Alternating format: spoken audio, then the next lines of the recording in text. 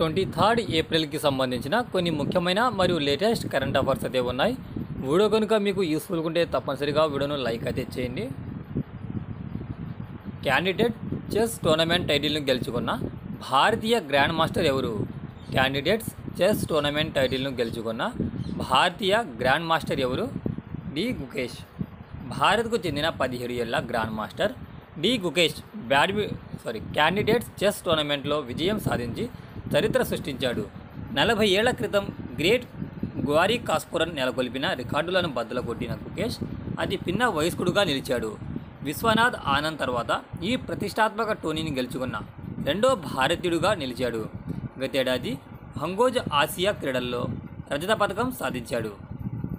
Candidates chess tournament టైటిల్ని గెలుచుకున్న భారతీయ grandmaster ఎవరు? డి గుకేష్. భగవాన్ మహావీర్ నిర్మాణ మహోత్సవాన్ని ప్రధానమంత్రి నరేంద్ర మోడీ ఎక్కడ ప్రారంభించారు? భగవాన్ మహావీర్ నిర్మాణ మహోత్సవాన్ని ప్రధాని నరేంద్ర మోడీ ఎక్కడ ప్రారంభించారు?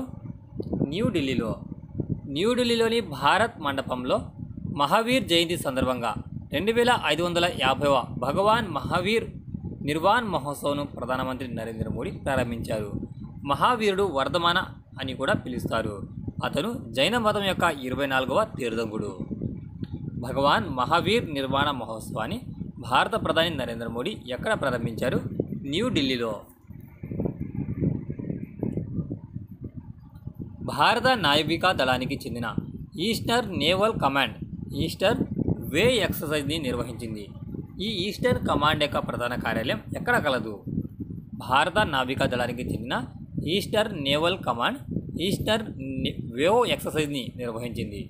ఈస్టర్ కమాండ్ యొక్క ప్రధాన కార్యాలయం ఎక్కడ కలదు? విశాఖపట్నం.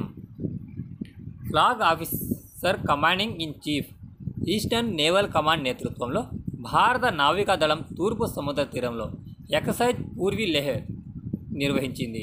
ఈ ప్రాంతంలో సముద్ర భద్రతా సవాళ్లను ఎదుర్కోవడానికి భారత నౌకాదళం యొక్క సంసిద్ధతను అంచనా వేయడం దీని యొక్క ప్రధాన లక్ష్యం.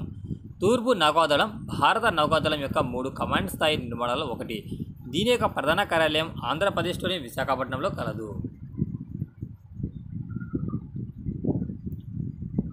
భారత పాల బ్రాండ్ నందిని రాబోయే టీ20 క్రికెట్ ప్రపంచ కప్లో ఏ 2 జట్లకు స్పాన్సర్గా నిర్వహించనున్నది?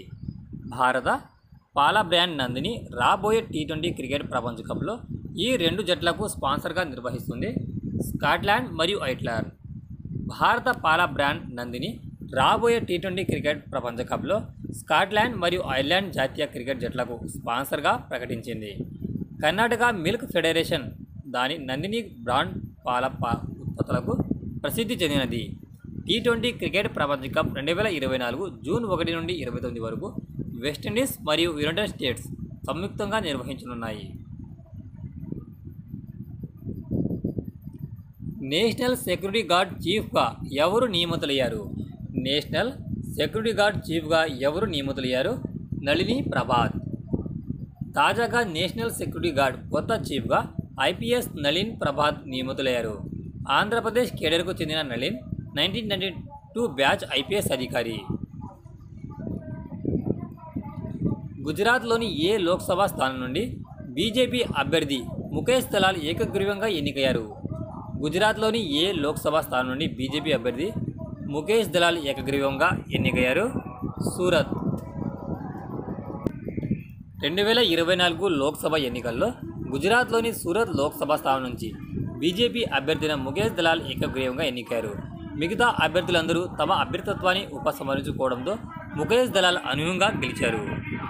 ప్రఖ్యాత NFL quarter back player Roman Gabriel ఇటీవల కన్నుమూశారు. అతను ఏ జాతికి చెందినవారు? ప్రఖ్యాత NFL quarter back player Roman Gabriel కన్నుమూశారు. అతను ఏ ఆర్గిన్కి చెందినవారు? ఫిలిపినో. రోమన్ ఇల్డోంజా గాబ్రియల్ జూనియర్ ఒక అమెరికన్ ప్రొఫెషనల్ ఫుట్బాల్ ప్లేయర్ ఇటీవల కన్నుమూశారు. 83 ఏళ్ల గాబ్రియల్ నేషనల్ ఫుట్బాల్ లీగ్లో క్వార్టర్ బ్యాక్. ఆయన 1940 ఆగస్టు 5న అమెరికాలో జన్మించారు. అతను ఎన్ఎఫ్ఎల్లో మొదటి ఫిలిపినో అమెరికన్. అలీగఢ్ ముస్లిం విశ్వవిద్యాలయంకు తొలి మహిళా ఉపకులపతిగా ఎవరు నియమితులయ్యారు? అలీగఢ్ ముస్లిం విశ్వవిద్యాలయంకు తొలి మహిళా వీసీగా ఎవరు నియమితులయ్యారు? నైమా ఖాతున్. 100 ఏళ్లకు పైగా చరిత్ర ఉన్న అలీగఢ్ ముస్లిం విశ్వవిద్యాలయం ఉపకులపతిగా నైమా ఖాతున్ నియమితులయ్యారు. రాష్ట్రపతి ద్రౌపది ముర్ము ఆమోద ముద్ర అనంతరం కేంద్ర విద్యా మంత్రిత్వ శాఖ ఈ నియామకాన్ని చేపట్టింది. అలీగఢ్ ముస్లిం విశ్వవిద్యాలయంకు తొలి మహిళగా వీసీగా నియమితులైన తొలి మహిళ నైమా ఖాతున్. ఇది ఫ్రెండ్స్ ఈ రోజుకు సంబంధించిన కొన్ని ముఖ్యమైన కరెంట్ అఫైర్స్ని ఇప్పుడు మనం వీడియోలో తెలుసుకున్నాం. వీడియో కనుక నచ్చితే తప్పనిసరిగా లైక్ అయితే చేయండి. Thanks for watching టెక్జా.